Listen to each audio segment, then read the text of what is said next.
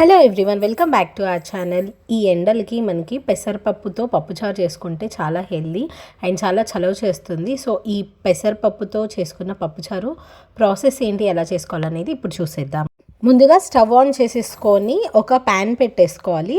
So ఇక్కడ మేము వచ్చేసరికి చాలా కొంచెం క్వాంటిటీయే చేస్తున్నాను, లైక్ 1 కప్ ఆఫ్ పెసరపప్పుతో చేసుకుంటున్నాము. మీరు కావాల్సినంత క్వాంటిటీని బట్టి చేసుకోవచ్చు. ఫస్ట్ అయితే మనము లో ఫ్లేమ్లో పెట్టుకొని ఈ పెసరపప్పుని కొంచెం ఫ్రై చేసుకోవాలి. ఇది మాత్రం చాలా ఇంపార్టెంట్ ప్రాసెస్ అనమాట. సో ఇట్లా ఫ్రై చేసుకోకుండా నార్మల్ డైరెక్ట్గా పప్పులాగా అయితే చేసుకోకూడదంట.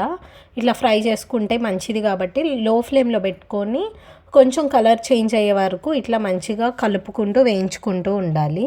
మనం ఇట్లా ఫ్రై చేసుకుంటూ ఉంటే మనకి ఈజీగా అర్థమైపోతుంది, లైక్ కొంచెం కలర్ చేంజ్ అవ్వడం అండ్ అలాగే కొంచెం వేగుతున్న టైంలో కొంచెం మంచి ఫ్లేవర్ అట్లా వస్తుందన్నమాట. సో మనకి ఈజీగా అర్థమైపోతుంది వేగిందా లేదా అనేసి. సో ఇది వేగిన తర్వాత మనం స్టవ్ ఆఫ్ చేసేసుకొని ఇప్పుడు మనము వేయించుకున్న ఈ పెసరపప్పుని ఒక కుక్కర్లో వేసుకుంటున్నాము. లైక్ ప్రెషర్ కుక్కర్, మనం నార్మల్గా దాల్ చేసుకోవడానికి ఎలాగైతే కుక్కర్లో వేసుకొని చేసుకుంటామో సేమ్ అదే ప్రాసెస్లో ఈ పెసరపప్పుని వేసేసుకొని దీన్ని కూడా నీట్గా వాష్ చేసేసుకోవాలి. ఒకవేళ ఏమైనా మట్టి దుమ్ము ఏమైనా ఉన్నా కూడా మంచిగా పోతుంది. సో ఇట్లాగా ఒక 2 to 3 టైమ్స్ నీట్గా వాష్ చేసేసుకొని ఆ వాటర్ మొత్తం మంచిగా వంపేసుకొని తీసుకోవాలి. మనము పప్పుకి ఎలాగైతే ఎసురు పోసుకుంటామో సేమ్ అలానే వేసుకొని పెట్టుకోవచ్చు. ఇక్కడ తెలియని వాళ్ళకి జస్ట్ చూపిస్తున్నాము. క్వాంటిటీ వచ్చేసరికి 1 కప్ ఆఫ్ పెసరపప్పుకి ఒక 2 to 3 కప్స్ ఈజీగా సరిపోతుంది.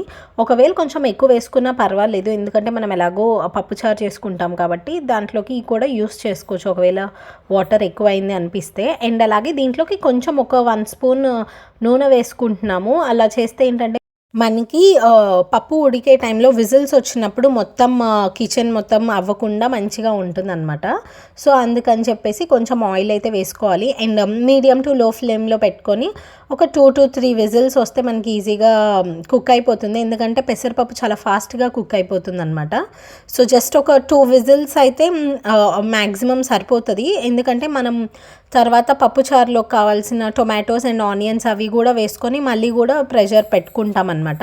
ఇలా 2 విజిల్స్ వచ్చిన తర్వాత స్టవ్ ఆఫ్ చేసుకొని ప్రెషర్ మొత్తం పోయిన తర్వాత ఓపెన్ చేసేసి దీంట్లోకి ఇట్లాగా చూపిస్తున్నట్టు కొంచెం ఎనుపుకోవాలన్నమాట దాల్ని.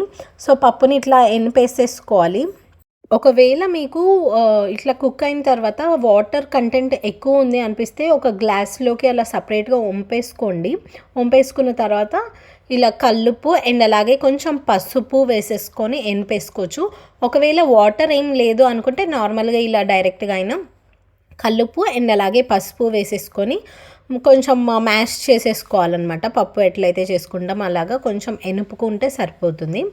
అండ్ ఇలాగా మనకి ఇక్కడ పప్పు మొత్తం మంచిగా రెడీ అయిపోయింది. సో దీంట్లోకి మనము ఇలా పొడవుగా కట్ చేసుకున్న ఒక 1 or 2 ఉల్లిపాయలని వేసుకోవాలి. అండ్ అలాగే ఒక 2 టొమాటోస్ని చిన్న పీసెస్గా మీడియం పీసెస్గా అయితే సరిపోతుంది అనమాట మనకి.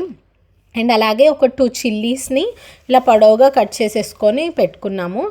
లెమన్ సైజ్ అంతా చింతపండు నుంచి తీసిన గుజ్జుని కూడా వేసేసుకొని ఒకసారి మొత్తం గరిటతో మిక్స్ చేసేసుకోవాలన్నమాట. అండ్ దీంట్లోకి ఇంకొంచెం వాటర్ పోసుకుంటున్నాము, మనం ఇక్కడ పప్పుచారు చేసుకుంటున్నాం కాబట్టి దానికి తగినంత కన్సిస్టెన్సీకి వాటర్ చూసి అడ్జస్ట్ చేసుకుంటే సరిపోతుంది. అండ్ చింతపండు పులుపు అండ్ ఉప్పు కారం ఇవన్నీ కూడా మనకి పచ్చిమిరపకాయలు ఎక్కువ వేసాము.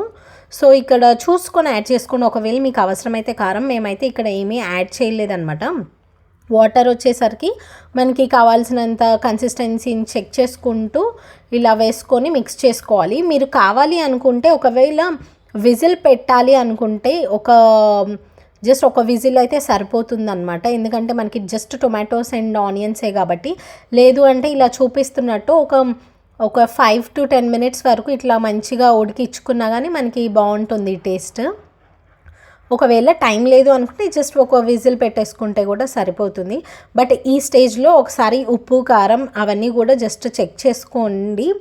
మేము ఇక్కడ పచ్చిమిర్చి కొంచెం ఎక్కువ వేసేసుకున్నాం కదా, సో అందుకని మేమైతే కారం ఎక్కడా కూడా యూస్ చేయలేదు.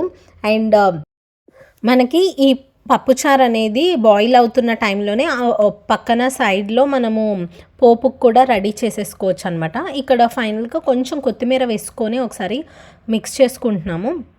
అండ్ అలాగే కొంచెం పోపులో కూడా వేసుకుంటాము. సో ఇది ఇక్కడైతే ఆల్మోస్ట్ రెడీ అయిపోయింది. అండ్ ఇప్పుడైతే పోపు వేసేసుకున్నాం అనమాట.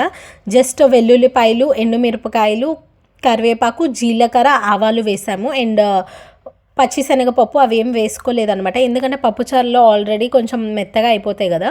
సో జస్ట్ జీలకర్ర అండ్ ఆవాలు మాత్రమే వేసుకున్నాము. అండ్ ఎండుమిర్చి ఇట్లాగా తుంచుకొని వేసుకుంటే మంచి టేస్ట్ వస్తుందన్నమాట. సో పోపు అంతా వేగిన తర్వాత దీంట్లోకి వేసేసుకొని ఒక్క 5 minutes మనం మళ్ళీ మరిగించుకోవాలి. అప్పుడే మనకు పోపు మొత్తం కూడా మంచిగా పప్పుచారుకి పట్టి టేస్ట్ చాలా బాగుండిద్ది. సో మీరు ఎప్పుడన్నా ఇలా ట్రై చేస్తే ఒకసారి కమెంట్ సెక్షన్లో చెప్పండి. ఈ సమ్మర్లో అయితే ఇలాంటి రెసిపీస్ తింటే చాలా మంచిది అండ్ చలువ కూడా చేస్తుందంట. సో డెఫినెట్గా ఇట్లాంటి రెసిపీని ట్రై చేసి చూడండి. అండ్ మీకు ఎలా అనిపించింది అనేది కమెంట్ సెక్షన్లో చెప్పండి. Thank you so much for watching this video. Please like, share, comment and subscribe to our channel. Bye.